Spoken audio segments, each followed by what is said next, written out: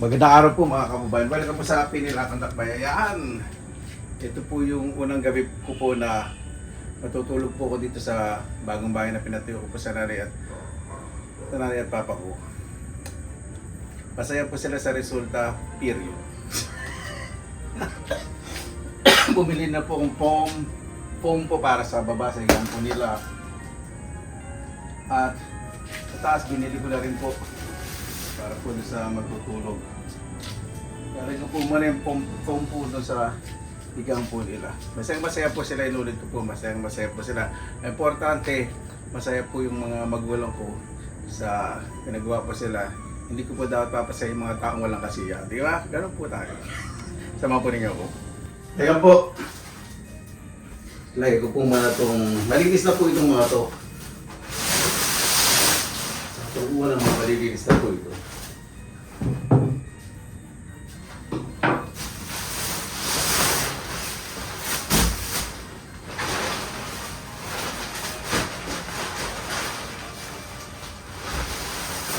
Muna natin ito. Ito muna yung ating foam.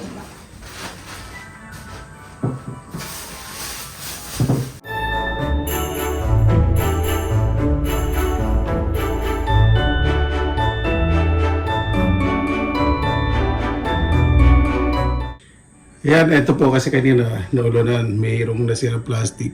Basta itong kailangan na ipatutuyin ko po muna bago ko po i-set up muna dito. Yan, dito po matutulog sa taas. Ito muna natin itong foam.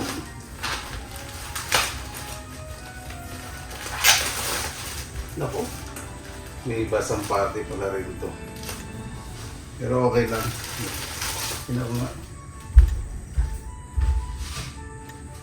Dinilibre kasi kanina. Umuulan. Ano gano'ng kabasa? Okay lang. Kunti lang pala itong napraso rin. Okay lang. So, ilalagay na sa babaw itong ating basa. Hindi na siya ganun basang-basa. Ano lang. Parang patak lang.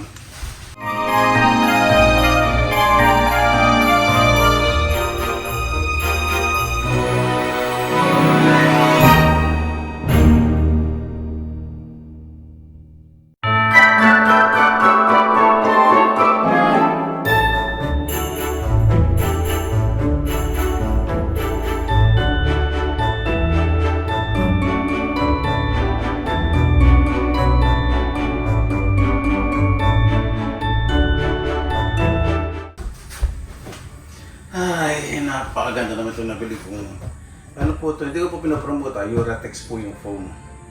Tapos ito binili po itong bed cover, malinis na po ito. Ready to put na po. May nabibili po malinis, sabihin po ninyo malinis. Yung dalaban na, ito po, malinis po ito sa iron. Nabibili po kasi ito sa amin sa Bulacan. Kaya, nabibili po dito sa taas. Grabe, napakasarap. Ay, ito kailangan na i-electripan. Kaya maglalagay na lang po ako ng unan. At pumatulog. Kakabit ko po muna yung ilaw. Dito para medyo yaman yung tignan. Saan pa tignan, di ba? Pag napagawa ko yung bahay, may nagawa po sa bahay po ninyo. Yung paglalagay po yung gamit, yun po isa sa pinakamasarap. Inuunti-unti po ninyo, di ba? So, dito po matutulog po yung nagbabantay. Kung sino po mga kapatid ko pamangkin. O sino man po sa mga magulang. Sa baba po yung mga magulang matutulog. Yung po mga kababayan. Binibilis ako po ang pagsalita ko dahil mayroong bukas na video. Kaya mga magwawala na naman ngayong gabi. Ayun po mga kababayan. May nabili po akong stand light. Ang presyo po talaga nito, 4,500. Maganda po. Kaya lang naging discount. Kala nila loose po ito. Kala nila loose. Eh, ganito po talaga yung design po nito para naikot po ito. So, discounted po. Ito po yung pinakamasarap sa lahat. Yung pagbili ng gamit. Tama ba tingin ako? Mali pala. Tama.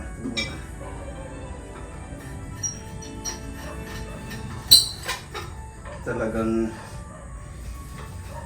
ano po,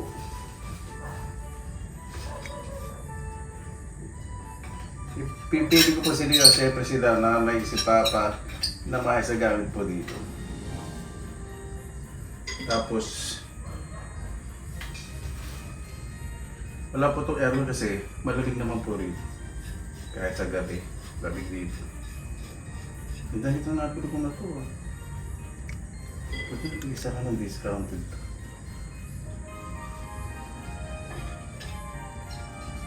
Parang nakabibili sa IKEA pero hindi po regalo sa IKEA. Isa rin kilalang furniture store. Appliance and furniture store. Ganda. Nakakayaman ang dating talaga. Sa taas ko po lalagay ito. Dito po kailangan na isa daw po ito. Gusto lang nila dito electric fan. Namiga po sila dito. Sobrang saya po nila. Ito daw, sarap. Preskong presko.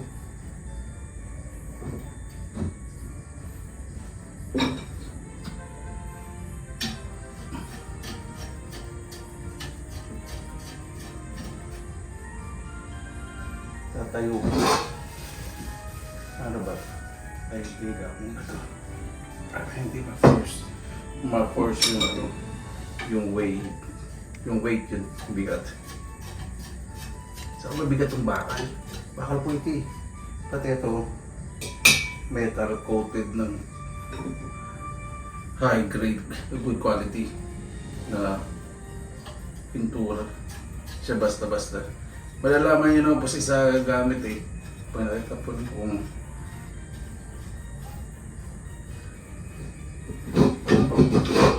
tapos ito, adjust tayo. Ito, kala nila umuuga-uga. Eh talaga naman po umuuga yan. Kasi na-adjust po yung ganyan. Tapos ito, adjust pa hindi pataas. Ganun po, di ba? Jackpot ako dyan. Binayad ko lang po dito 500. Oo, 4,500 po presyo nito. Binayad ko eh 500. Yan, parang may basketball na sa school. Sa kanila po. Kaya po mga kabayan na setting ko kailangan po bilisan po pagsalita. Meron po yatang contest dyan na video contest. Ito po, di ba? May citro po siya. Napakaganda sa social. Tapos maglalagay po ko dito.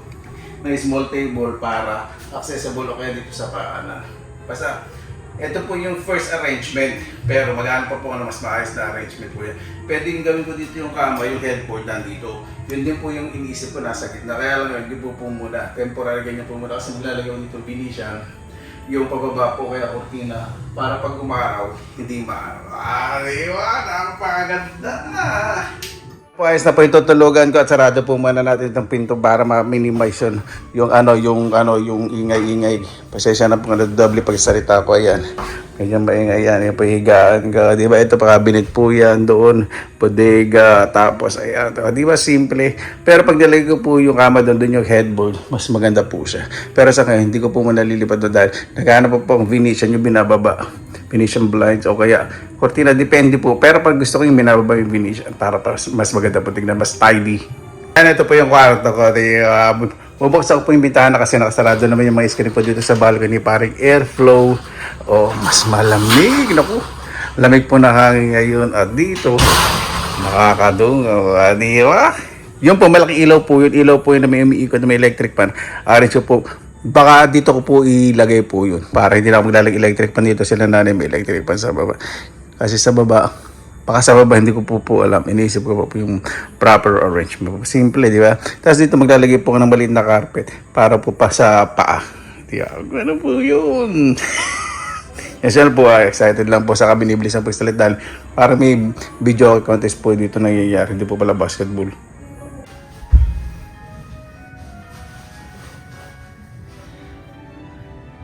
Ayan po mga kabayan, pipis na itang ko at maliligo muna ako at ready na rin po yung sa baba po yung paliguan. Si nanay po may sarili po yung paliguan, bed ready na po si nanay, hindi na po siya pwede pumunta sa CR, si Papa lang po.